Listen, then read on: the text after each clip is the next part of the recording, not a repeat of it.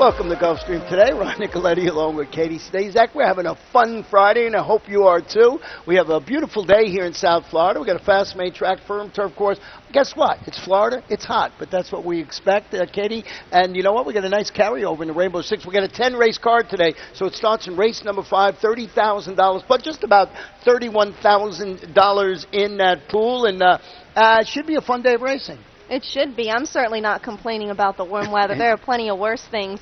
Feels pretty good, loving that sunshine, and lots of exciting things in racing going on today. So why don't we take a look at what's tweeting around the country? Absolutely. Our first tweet about a horse that everybody knows. Yeah, American Pharoah getting back to business. He worked 6 furlongs the other day over at Del Mar, and trainer Bob Baffert was just absolutely thrilled. Described himself as getting goosebumps from the works. As usual, looks like he's doing it easily, and looking forward to seeing him run again soon. It's great for racing. Yeah, I'll be running on August 2nd, Sunday, in the Haskell Stakes up at Monmouth Park. You can watch and wager on it right here. And I'm hearing that if you come here and you buy a program or a daily racer form, you'll get a Triple Crown T-shirt. So American Pharoah Day for Pharoah fans will be on August 2nd. We'll tell you more about that later on. Another horse that we know, Moment of Delight, seems to be working okay. Last time we saw this horse was in the Azalea. Yeah, speaking of works, Moment of Delight, a home horse here, has placed in 4 stakes races both here and at Gulfstream Park West. She had the bullet workout this morning here at Gulfstream. Seems to be working very sharply. Was in the Azalea last time out. Before that was very impressive in winning an allowance. Might have been a tough spot for her last time out, but always expecting great things from this one from the Bill Kaplan barn. And Pinnacle, great at promoting their horses, always tweeting out all the action that they're having. Yeah, and that horse had trouble in that race. If you go back and look at the replays, he was pinned down on the inside, finished 6th in that particular race. Guess what?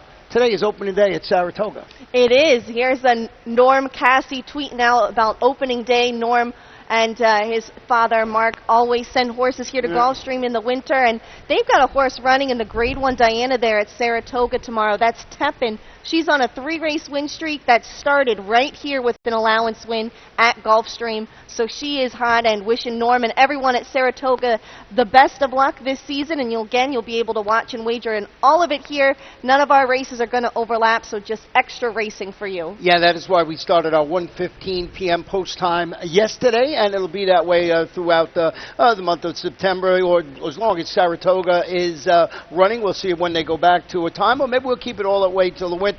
Now we are ready to look at Friday's card. Our first race today, 7.5 furlongs on the turf. Claimers, fillies and mares, 3-year-olds and up, non-winners of 3 races in life. Scratch the number 8 horse, Bahama Drama, and we both went with the number 5.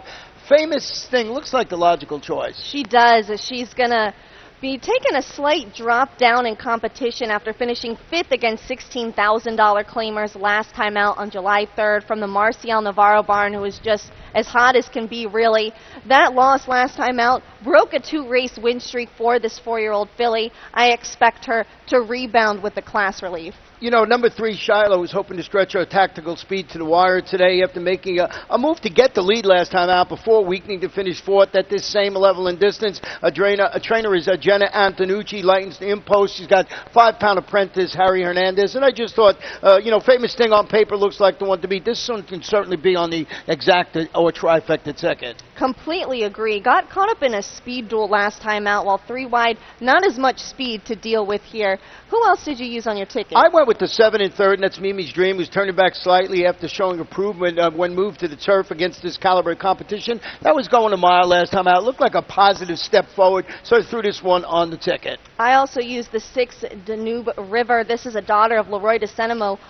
Actually looking for back-to-back wins, but she's a come-from-off-the-pace type, and I'm not sure there's enough speed for her to run at today. Well, let's go to race number 2 today. 6 furlongs, maiden claimers, 3-year-olds and up, $35,000. A select field of 6 runners in there, and both Katie and have the 5 Mascherano on top of her ticket. We want to go back and show you her trip last time out, turning from home. She was pretty wide. Yes, he was. You're going to see him get fanned about 6 wide in this race. There you see, difficult to miss there on the far outside. He's the 6th. He's going to end up taking the lead in this race after making that wide bid, but he's going to get just caught at the wire, only going to miss by about 3/4 of a length. Take a look at the horse just absolutely flying on his outside. I don't even know if he saw that horse coming until it might have been too late, and I thought that was just a pretty nice run.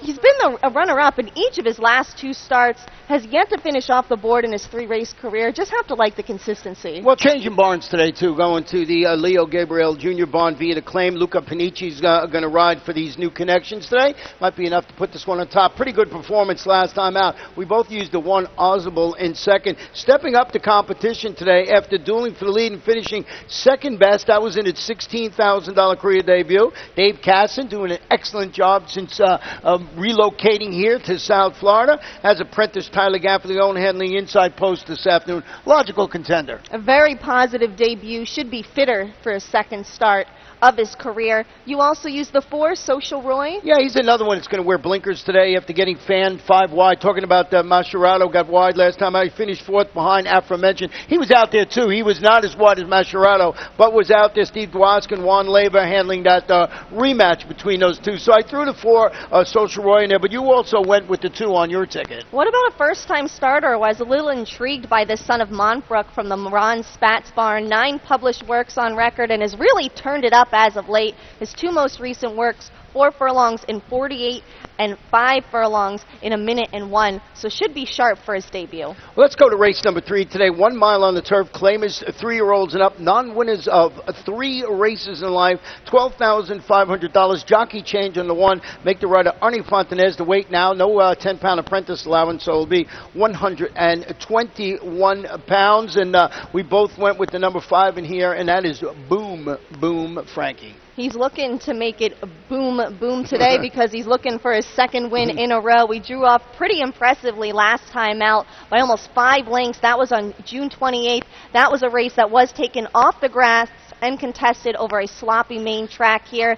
Didn't really make a great account of himself 2 starts back, going 1 mile and a 16th on the grass. But if you go back 1 more race, he did finish a very positive 3rd on this turf course, and that was at the $25,000 level, so cutting that tag in half. Yeah, this horse always faced better on the turf. Yes. You know, dropped down last time out, responded with that victory in the slop, so I think this is a logical spot to keep that win streak going. The horse I have in second, you have in third, is number 7, Fratello, and I wonder if it's named after the old coach of the Atlanta Hawks. I don't know. Maybe debuting locally after returning from an extended layoff to finish a late closing 4th. That was against multiple winners. It was a $10,000 claimer, but it was upstate on the Tampa turf, and I think he's nicely spotted against 3 lifetime competition. Completely agree. I also had to throw in the 2 dramatists, a son of Shakespeare, and really Shakespeare has just passed on mirror images of himself and that all his horses run their best at 1 mile on the turf course. He's going to stretch out after failing to keep up with turf sprinters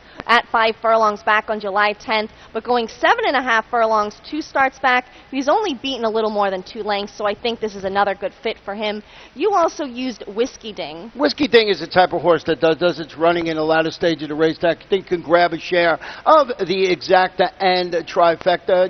Race 2 is where the first of 2 pick 4s started, so maybe you want to throw a horse like Whiskey Ding, on top of your ticket. I said Wing Ding, I meant Whiskey Ding. Say, it sounds like I've drank some whiskey. Race number 4 today, 1 mile, starter optional claim with 3-year-olds and up.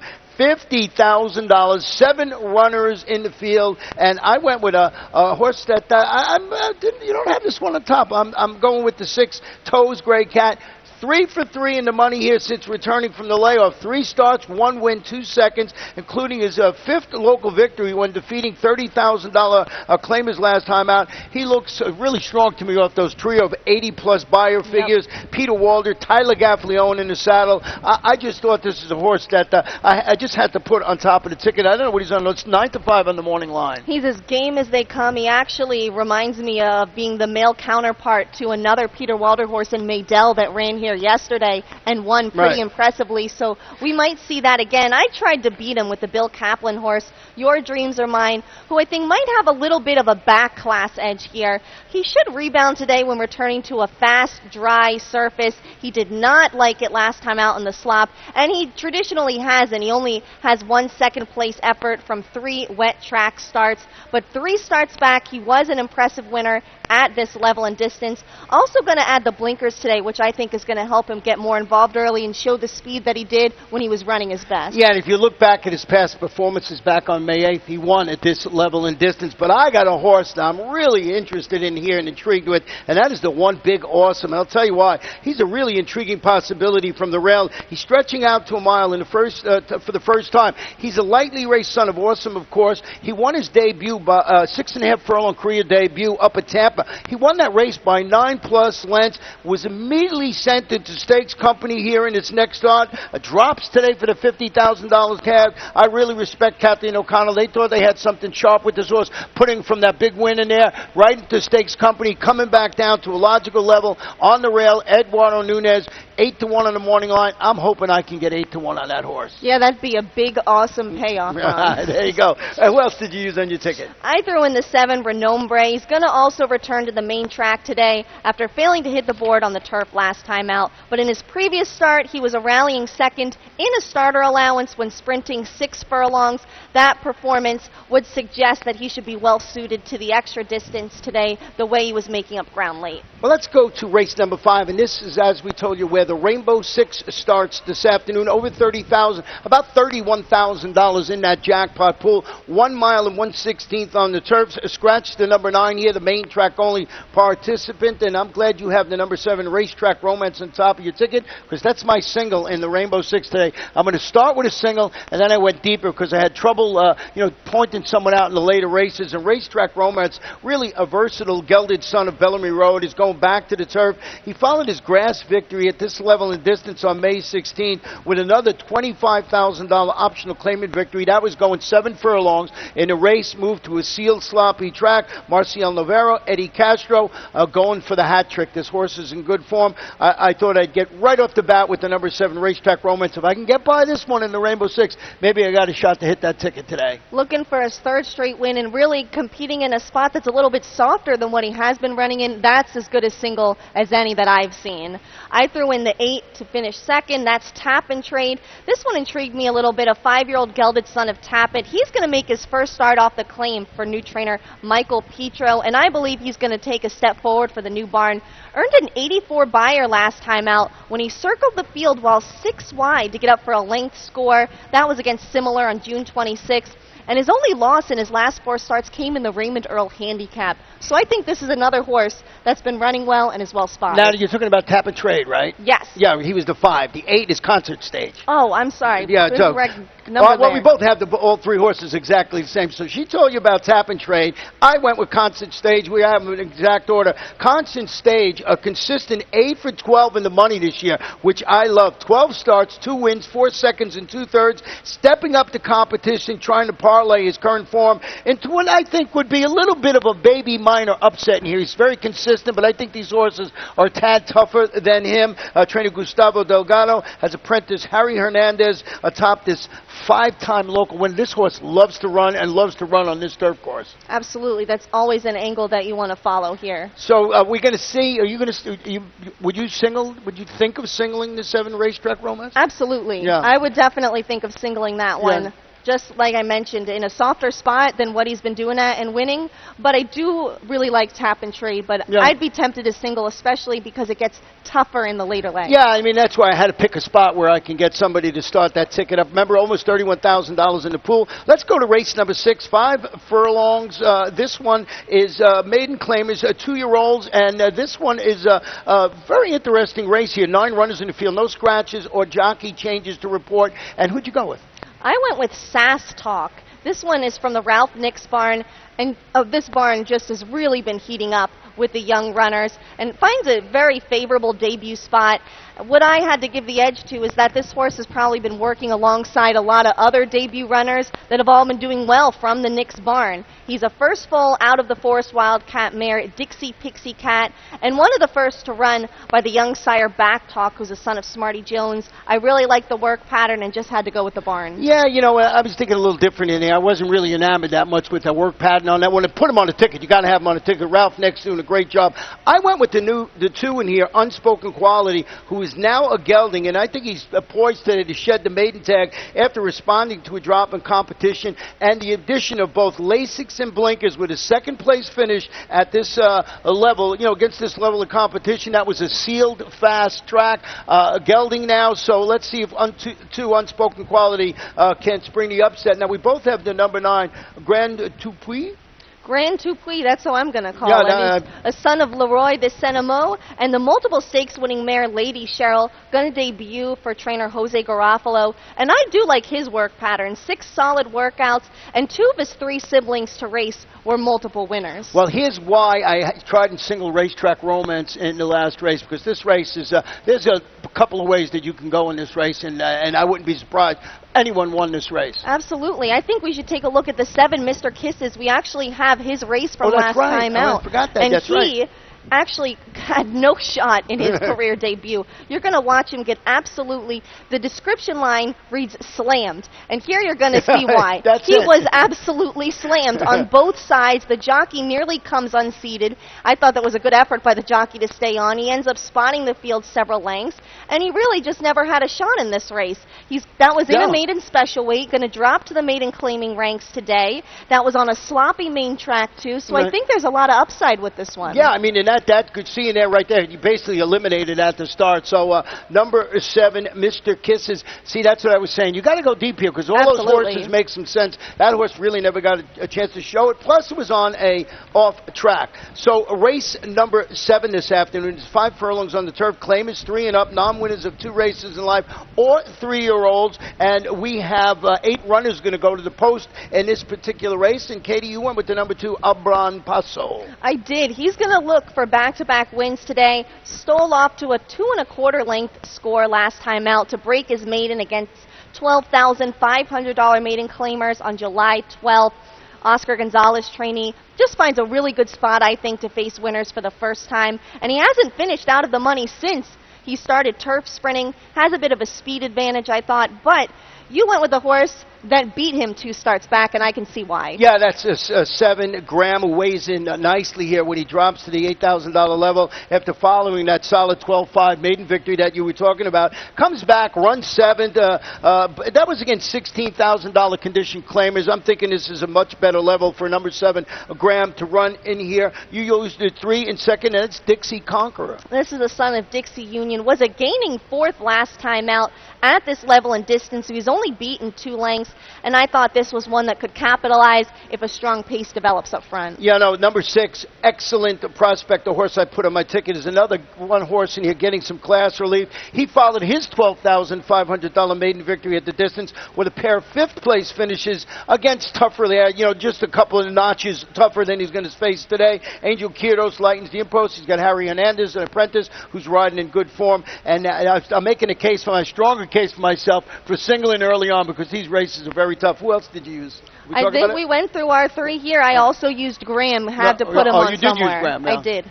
Okay, let's go to race number 8 today, and that is 6 furlongs claimers, 3-year-olds and upward, non-winners of 2 races in life, $6,250. 8 runners will be in the field, and we both went with the 2, Loud Pipes, who's actually 3rd choice in the morning line. I thought this was the logical one. I agree. He's from the Mike Maker barn. Maybe it's because he's making his Gulfstream Park debut today. Hasn't run over this racetrack, but he finished 3rd at this distance up at Indiana Downs last time out on July 4th. The son of Gosek Zapper. He's never finished off the board at this distance. A win, 2 seconds and 2/3, and he's going to have the services of Tyler Gaffalione. Yeah, I can understand, shipping it from Indy Underground. You don't know how, that form is going to translate here, but the connections alone make you give this horse a second look. I just thought what he was facing up there is probably equivalent to what he's facing down here today. The horse that we both have in second is the 4 Dreaming of Lawrence, is a serious contender, I believe, to go back to the winner's circle today. He followed his $10,000 maiden score 3/4 of a mile. Then he goes, he's 4 wide, he's third against this caliber competition. The concern, 0 for 6 record at this distance, 6 races, no wins but a second and a third. I'm with you there 100%. If this race were a little bit longer, I think I might even have him on top, but I think he's asking for a little bit more ground. And you also used the 7 Private Journal. This one's going to turn back to the 6 furlong distance. Here's one that does want to go shorter. He broke his maiden at this distance when making his first start off the claim last time out for Luis Ramirez. That's going to be today. He got claimed out of the start last time out when he went a mile and just didn't take to that distance. But I really liked when he broke his maiden in his career debut. Thought that was a pretty impressive effort first time out. Well spotted today, and I think you'll see an improvement returning to that distance. I got a little bit of a speed play that I threw on my tickets. The 6 Mighty Warrior now in Alejandro Mimo Bar, and this is Speedy Gelding, and I think he's going to be prominently placed on track. There's certainly been kind of horses that like to run on or near the lead, so by this time of the day, or even if you're getting ready to, when you're putting your ticket together, if you see that you think that the track is going to favor speed again, horse you might want to throw on the ticket in there. He's 6-1 on the morning line. Let's go to race number 9 today. 5 furlongs on the turf. Maiden claimers, fillies and mares, 3-year-olds and up, $12,500. One of the horses I had on my ticket scratched out, and that is the 1 Ocean Air Girl, but we both have the number 11 Wove on our ticket. Did you have Wove on top yes, originally? I did. Yeah. I did as well. And this one, I think, again, just finds the right spot. Though I did say that about her last time out. She ran well. She was second, only beaten a length and a quarter by the Wesley Ward first-time starter, Whisper on the Street. So really, that's not something to be too upset about. Wesley Ward always firing with his debut runners. This is a daughter of Broken Vow. Going to have Harry Hernandez in the irons, and he's winning at a 27% clip for this barn. What I didn't like about this horse, and I did put it on top for all the reasons you mentioned, is that 0 for 15 record. So a wide open affair in the last. The second horse I used in here was the 10 Maddie's Girl, who's dropping to this $12,500 level. And the first start since dueling for the lead and weakening late to finish 6th behind aforementioned Wove. That was in that $16,000 maiden test back on May 10th. I threw in the 5 Blavatsky. This is another from the Antonio Sano barn, and maybe you want to take a look at the uncoupled, longer price of the uncoupled entry theory that we've mentioned so much on the show. Going to make her career debut. 8 published works, and they've been pretty nice. Had the Bullet on July 15th.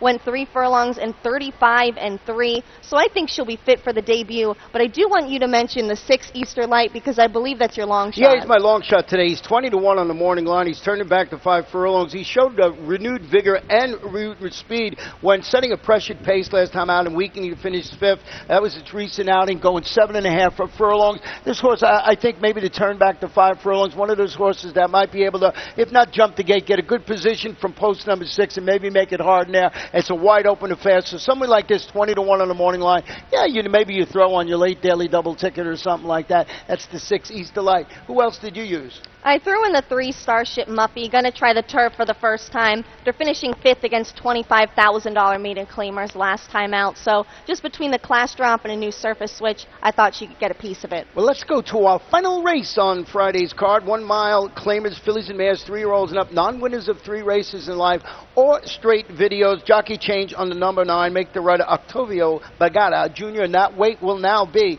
121 pounds. And Katie and I both have the number 6 Spring Forward Alex on the ticket. Let's go back and look at this horse. Had a little trouble at the start. Yeah, just a little bit. You're going to see the 6 Spring Forward Alex going to stumble coming out of the gate here. Pretty good. Then going to get hustled up for the lead immediately, expending a lot of energy trying to make up for that stumble there.